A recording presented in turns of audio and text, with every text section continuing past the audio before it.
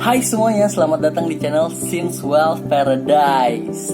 Nah, di video kali ini gue bosen banget sendiri. Gue pengen ditemenin sama teman gue. Kalian kenalin aja ya. Jordi, masuk bro. Yoi, apa kabar bro? Baik bro. Terus dulu dong. Yoi, social distancing tetap ya? Yoi. Mau bahas apa nih?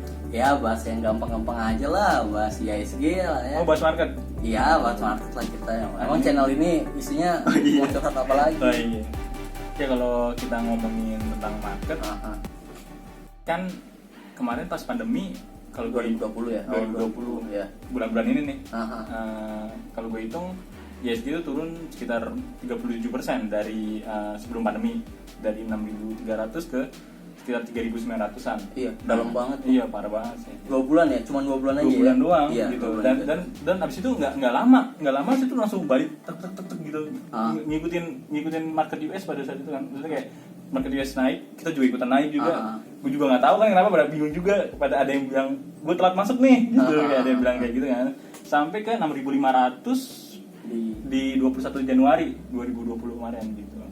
Jadi kayak nggak ada masalah gitu nggak sih? Kayak iya, kayak bener nggak sih IHSG turun karena COVID? Iya, makanya kenapa sih tiba-tiba? Terus tiba-tiba balik kayak nggak ada masalah ya? Iya, sebenarnya. Kayak mantan nggak sih? Iya, terus tiba-tiba hilang, terus tiba-tiba datang lagi bilang sayang. Iya, nggak sih? mungkin ya gitu, bisa jadi kayak gitu sih. Terus menurut lo kalau misalnya sekarang posisi IHSG ini udah berada di konsolidasi di level 6.200 sampai 6.300, terus mau kemana lagi IHSG-nya? Sebenarnya sih kemarin kan IHSG kenaikannya itu di-drive oleh beberapa sentimen sih menurut gua. Terus dari pertama itu ada vaksin, datangnya vaksin ke Indonesia itu banyak banget pokoknya kayak kita bakal sembuh banget deh. Heboh banget kan juga kan betul. pakai pesawat itu. Terus ada recovery ekonomi juga, potensi recovery ekonomi lebih cepat. Terus ada dana pemulihan ekonomi, banyak anggaran APBN lah ya buat ini ya. Terus ada SWF katanya juga barusan juga diresmikan kan direkturnya tuh. Terus ada Tesla yang bilang mau bikin pabrik. Iya, katanya mau bikin pabrik di Indonesia gitu. Iya, tapi hari ini di India. Di India. Gitu. Ya, gue nggak tahu sih bikin pabrik apa di Indonesia, cuman saat ini akhirnya pabrik dibikin di India ya. Akhirnya itu juga sih. Nah, itu kalau kita ngomongin Tesla oke lah ya, dia udah bangun di India gitu keputusannya. Nah, sentimen yang lain itu sebenarnya per IHSG sekarang balik lagi ke 6.200 ini udah terrealisasi nggak sih menurut lo? Menurut gue belum sih, karena kan IHSG itu cerminan dari perusahaan yang ada di yang terdaftar di indeks itu kan, dan secara laporan keuangan mereka juga harus bagus juga, gitu. Kalau indeksnya naik berarti laporan keuangannya juga bagus, penjualan labanya gitu, dan butuh demand yang baik untuk mencapai itu, dan demand masyarakat maksudnya, ya, orang harus belanja gitu lah ya. Dan sekarang PSBB diberlakuin lagi setelah dicabut, diberlakuin lagi. Tutup ya. Namanya beda-beda sama lagi padahal kan. Iya, makanya itu. Dan semua itu tercermin dari Community Mobile Report itu dari Google. Dan bisa dilihat kalau transit station itu paling drop pas PSBB kemarin. Buat transportasi ya? Iya, itu kayak pelabuhan, kayak bandara itu paling drop aktivitas di situ. Gitu ya? Itu kan juga aktivitas ekonomi juga gitu. Dan kemarin pas Januari itu kan diberlakuin PPKM juga kan, PSBB, nama lainnya PSBB juga. Dan itu beda ya. Drop lagi gitu. Jadi belum balik sebelum kayak seperti sebelum pandemi gitu. Jadi lu berasumsi kalau misalnya community mobile change ini itu belum mengalami kenaikan, berarti demand-nya itu belum balik menurut gua. Berarti kalau demand-nya belum balik, penjualan si emiten juga belum balik juga, dan labanya otomatis berdampak ke emiten itu sendiri gitu. Saham juga harusnya kan? Ya harusnya sahamnya juga belum bergerak sejauh ini gitu loh. Jadi berarti menurut lo value IHSG belum naik, tapi harganya udah di 6.200, 6.300. Oke. Menurut lo gimana? Jadi kalau kita lihat dari trennya ya, IHSG itu sebenarnya turun nggak cuman karena COVID-19. Jadi sebenarnya kalau kita lihat dari 2018 pun 18, 19, 20 sekarang di awal 2021 ya hampir kurang lebih 3 tahun itu IHSG udah downtrend, udah konsolidasi tapi cenderung turun. Jadi tanpa pandemi pun IHSG itu trennya udah turun gitu. pandemi hanya trigger, bukan berarti gue bilang tanpa pandemi, tapi pandemi itu hanya trigger. Bahkan sekarang pada saat ISG udah rebound yang lo bilang tadi dari 3.900 ke balik lagi ke 6.500 dan sekarang konsolidasi di 6.300, itu masih dalam fase downtrendnya. Oh, walaupun udah balik? Iya, walaupun udah balik, tapi kalau kita tarik semuanya, itu masih di fase downtrend, belum berubah sama sekali. Konsolidasi masih, downtrend juga masih. Dan kalau mau lihat ISG itu uptrend, itu adalah di periode 2015 sampai awal tahun 2018. Nah, 2015 sampai 2018 itu ISG naik terus sampai puncaknya di awal tahun 2018 itu di 6.700, hampir sekitar 6.700 lah. Setelah itu baru ISG melempem. Setelah nyampe level 6.700 di 2018 itu, ISG mengalami penurunan dan terus break trennya, terus konsolidasi, mulai ngablu lah ISG sampai akhirnya ditiban pandemi turun ke 3.900. Ya itu bener juga sih, dan itu juga didukung sama data transaksi investor asing di Indonesia. Kenapa investor asing lo jadiin patokan? Oh jelas dong, dia kan porsinya lumayan, jadi dulu tuh 40%, sekarang 25%. Meskipun turun tapi cukup besar porsinya di pasar saham kita. Dan mereka tuh bentuknya bukan retail kayak kita. Mereka tuh institusi. Jadi mereka tuh ada risetnya, ada analisisnya, ada kertas kerjanya lah ada ya. Kertas kerjanya, ada worksheetnya untuk masuk instrumen investasi kayak saham di Indonesia gitu. Jadi bagi mereka tuh gampang aja untuk keluar dari pasar kita tuh gampang aja. Butuh 7 triliun, 12 triliun per hari tuh pasti ambrok sih ini kita, ISG kita. Jadi menurut lo kalau institusi itu mau berinvestasi di suatu saham, apalagi di suatu negara, dia pasti melakukan kajian ya. Pasti ada kajian yang sangat komprehensif sih. Karena kan mereka juga nggak mau uang mereka hilang dong. Apalagi kan Indonesia dikenal negara emerging market. Resikonya lebih besar dibandingkan negara asal mereka gitu. Dan jangan kayak kita samain sama investor retail kita yang dengar influencer dikit nge-tweet langsung dibeli gitu. Padahal nggak make sense sih menurut gue. Ya itu sih. Terus ada yang pakai utang juga, pakai pinjaman online buat beli saham. Ya iya. Ya berarti kan kayak retail itu pertimbangannya itu pasti nggak detail, nggak sematang dari institusi gitu. Asal beli aja. Iya. Terus gimana data transaksi investor asing yang lo maksud tadi? Gini, jadi dari 2014 sampai awal tahun 2018 kan ISG itu naik terus kan, dan itu bisa kita lihat investor asing itu sebenarnya akumulasi.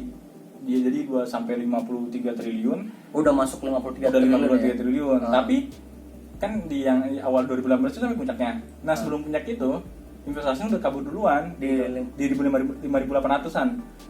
Dari pada saat ISG udah naik sampai 5.800, mereka udah mulai kabur. Tuh.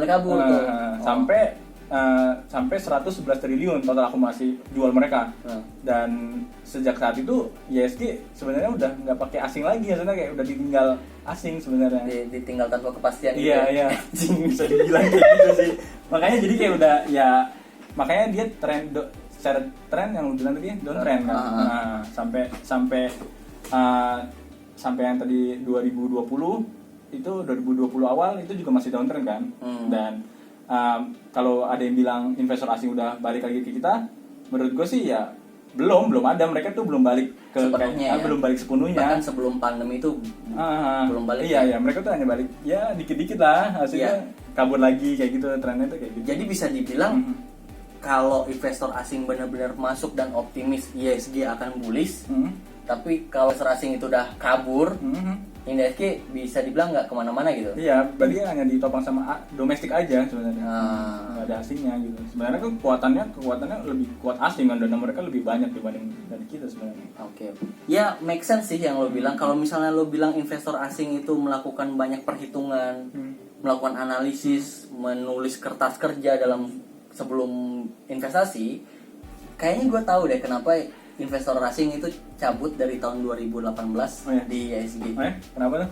Gue coba screening data emiten yang ada di ISG, karena kan di ISG itu kumpulan beberapa emiten lah ya. Jadi gue kumpulin dari 100 kapitalisasi pasar terbesar, 100 saham kapitalisasi terbesar, terus indeks LQ45 juga terus IDX 30, Kompas 100, Pevindo 25, Infobank 15, IDX High Dividend 20. Itu semuanya gua gabung dan terkumpullah 122 emiten. Irisannya. Nah, irisannya lah 122 emiten dan itu mewakili 80% kapitalisasi pasar. Berarti udah tercermin lah ya dari mereka. Ya, kalau ngomongin statistik, ya setidaknya sampel gua udah masuk lah ke data statistik. Nah, dari 122 emiten itu, lu lihat deh, di 2016 rata-rata itu masih mencatatkan pertumbuhan penjualan itu 5,73%. Oh, lumayan kenceng ya. Ya, walaupun penjualannya cuma 5,73%, tapi labanya tumbuh 38,83%. Oh iya. Jadi masih hot-hotnya tuh. Nah, 2017 juga sama, penjualannya tumbuh 14,59%, tapi labanya itu tumbuh 24,6%. Nah, sebagai catatan, di 2016 IISG tumbuh 15,32% dan 2017 IISG tumbuh 19,99%. Jadi sejalan tuh. Sejalan ya? Nah, investor asing masih asik tuh kan. Tadi yang lo bilang dia masih akumulasi sampai 50 triliun ya. Nah, 2018 mulai syahdu. Oh, mulai redup. Iya. Jadi IISG 2018 itu penjualannya memang sih tumbuh 13,48%. Tapi labanya tumbuh cuma 2,38%. Gua nggak tahu, mungkin sebagian besar kena dampak di cost operasional dan mungkin ada biaya keuangan. Atau ini emang bisnis cycle-nya emang kayak gitu? Mungkin. Jadi 2018 tuh mulai redup lah bisa dibilang. Nah, ditambah lagi 2019 itu makin parah. 2019 itu penjualannya tumbuh 2,72% saja, nggak sampai 5%. Terus labanya minus 1,35%. Nah, dari sini kita tahu 2018, 2019 udah mulai nggak benar tuh IISG-nya, cuman 2018 ya, IISG minus 2,54% dan 2019 IISG naik tapi hanya 1,70%. Nah, itu dari sana udah ketahuan bahwa mulai kinerjanya mulai redup nih gitu kan. 2020 ketiban pandemi itu penjualannya minus 10,73%, drop banget. Laba bersihnya tambah drop lagi minus 29,10%. Dan IISG akhirnya turun minus 5,09% sampai akhir tahun 2020. Oh, pantas saja secara ROE return on equity dari 122 saham tadi itu dari 2015 ke 2017 trennya naik sampai 14% di 2017. Itu kenceng-kencengnya sih ROE ya. Dan habis itu kan lu bilang tadi secara pendapatan mulai turun, laba turun juga, ditinggal asing juga kan, dan itu sampai 2020 trennya terus turun gitu. Iya, iya benar. Jadi dari fundamental itu, dari perolehan laba yang diraih sama 122 emiten tadi, itu sebagai validasi kalau asing tuh ya kayaknya harus cabut gitu. Karena mungkin penjualan dan laba yang diberikan oleh emiten itu udah terbatas dan nggak menarik lagi bagi investor asing. Iya nggak sih? Nah, kalau kita lihat hal ini tuh berdampak pada valuasi IISG sendiri. Jadi kalau lu lihat ya, sebenarnya kalau kita lihat kan 2014, 2015 sampai akhir 2018 IISG naik itu karena apa sih? Apakah karena isu? Apakah karena sentimen? Yang kayak sekarang kan IISG karena sentimen bla bla bla. Ternyata nggak cuma sentimen, tapi memang benar fundamental IISG pada saat itu menarik sekali. Selain sentimen Jokowi terpilih di 2014 itu, tapi hal lainnya adalah IISG valuasinya masih murah pada level tersebut. Berarti emang secara fundamental emang menarik. Iya, jadi di 2016 itu PE IISG itu masih 16,43 kali sesuai dengan kondisi tadi fundamentalnya. Terus 2016 itu PE-nya itu 16,51. Ya masih jauh lah ya. so-so lah gitu. Terus 2017 naik ke 17,93%. 2018 masih bagus, masih ya lumayan lah 17,32%. 2019 udah PE-nya mulai di 19,21%. Atau bisa dibilang nggak price in lagi sama kan? Iya, karena ya secara historical ya di 16-17 sekarang udah di 2019 sudah di 19,21 gitu. Nah, 2020 lo tahu berapa? 25,98. Itu pakai harga IHSG dan saham-saham di penutupan 2020 di harga 6.000-an. Apalagi sekarang yang udah sekarang 6.200 itu PI-nya berada di 26,8. Wow, itu udah jauh banget sih tadi kalau bisa kita bandingin sama 2015 sampai 2018 itu. Nah, kan tadi yang lu bilang tadi kan itu kan pakai PI 26 itu ya. Dan itu kan secara bottom line pasti jelek-jelek kan perusahaannya kan. Nah, kalau misalnya secara kita proyeksi ke 2021 yang kata orang positif tuh labanya positif. Nah, mungkin PI-nya menjadi lebih menarik mungkin. Ya. Gue coba berasumsi sentimen-sentimen yang lo sebutin di awal tadi itu terrealisasi dan ekonomi kita benar-benar recovery secara cepat, dan gue berasumsi emiten-emiten dari 122 tadi yang gue sebutin itu penjualnya minimal tumbuh 9,13% lah. Ya 9% aja itu udah lumayan bagus lah. Iya. Terus misalnya dia bisa menjaga marginnya, cost-nya bisa dijaga, dan dengan net profit margin sebesar 12,51% aja itu udah better banget, dan itu bisa membuat laba bersihnya dibandingkan 2020 itu tumbuh sekitar 58,63%. 58%. Kalau dia benar-benar kayak gitu. Nah, di valuasi segitu aja di-convert ke harga sekarang 6.200 6.300 itu baru dikatakan wajar. Oh, sekarang ini? Iya, untuk 2021. Jadi gini, dengan dia labanya tumbuh 58% aja di 2021 baru wajar IHSG posisi sekarang ini. Jadi nggak bikin IHSG ke 7.000 ke 8.000 dengan dia pertumbuhannya 58%. Oh iya. Baru wajar gitu. Apalagi kalau seandainya sentimen yang lo sebutin tadi, demand yang itu nggak ada, nggak terrealisasi lah. Gua rasa sih ya harga 6.200 ini overpriced dan bisa balik. Ya harusnya kita kan banyak banget indikator tadi harusnya IHSG koreksi secara teori kan cerminan dari laporan keuangan. Betul. Harusnya sih kayak gitu. Terus kalau kayak gitu yang perlu kita perhatiin tuh gimana nih kalau sebagai kita kan yang detail-detail kayak gini nih. Kita kan receh ya. Iya. Kita receh ya. Kayak punya waktu untuk menganalisis detail aja kayaknya ribet banget ya. Ya, kita cermin aja lah ke institusi yang memang benar-benar menghitung, benar-benar nulis alasannya seperti apa. Ya kalau seandainya dia nggak masuk begitu banyak, ya seharusnya kita juga nunggu dulu gitu. Jangan berharap IHSG ini bakal bisa segera nih ke 7.000 gitu. Sedangkan fakta pendukungnya ya nggak ada kan. Belum ada fundamental yang kuat untuk cerminan IHSG harga segini gitu. Kesimpulan lu mungkin nunggu gak sih? Kalau gue sih kayak lebih berhati-hati aja sih kalau sekarang gitu. Jadi kayak tetap harus ada alokasi cash buat masuk ke dalam IHSG. Tapi ya tadi kita sambil lihat sentimen tadi berjalan dengan baik aja sih menurut gue. Apakah vaksin yang progresnya cukup baik atau gimana, atau recovery ekonomi yang lebih cepat juga, stimulus juga. Jadi lo sekarang anggarin cash dulu nih banyak ya kalau misalnya. Iya sih, kalau gue sekarang anggarin cash yang ya lumayan lah. Nanti pada saat itu baru kita bisa nyerok lagi ya. Kalau udah gue yakin dengan sentimen yang ada, gue bisa masuk ke dalam market lagi. Oke. Tapi kita balikin lagi ke penonton jadi kan kita hanya memberikan data-datanya, tapi balik lagi ke penonton. Kalau seandainya intinya gini, IHSG kalau naik nanti ke 7.000 itu akan semakin mahal, ke 8.000 pun semakin mahal, tapi kalau semakin turun itu semakin murah. Emang gitu gak sih? Emang gitu. Gitu sih itu cara teori. Jadi ya balik lagi ke investor, keputusannya kayak gimana. Kalau memang merasa setuju kalau IHSG itu sudah mahal, ya udah dilakukan penjualan. Kalau ribon dikit, ya udah jual, simpen cashnya dulu, karena market besok tuh masih buka, ya kan? Jangan ketinggalan.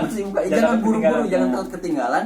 Kalau nanti turun, baru dibeli lagi. Tapi kalau seandainya optimis banget IHSG ke 7.000, ya belanjakanlah full cash, bebas ya. Dan ingat, belilah apa yang kalian tahu. Itu sih, gitu aja sih poinnya.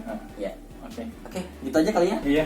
Sekian dari Since Wealth Paradise. Yoi. Kita akan kembali di video selanjutnya. Bye semuanya. Bye. Bye.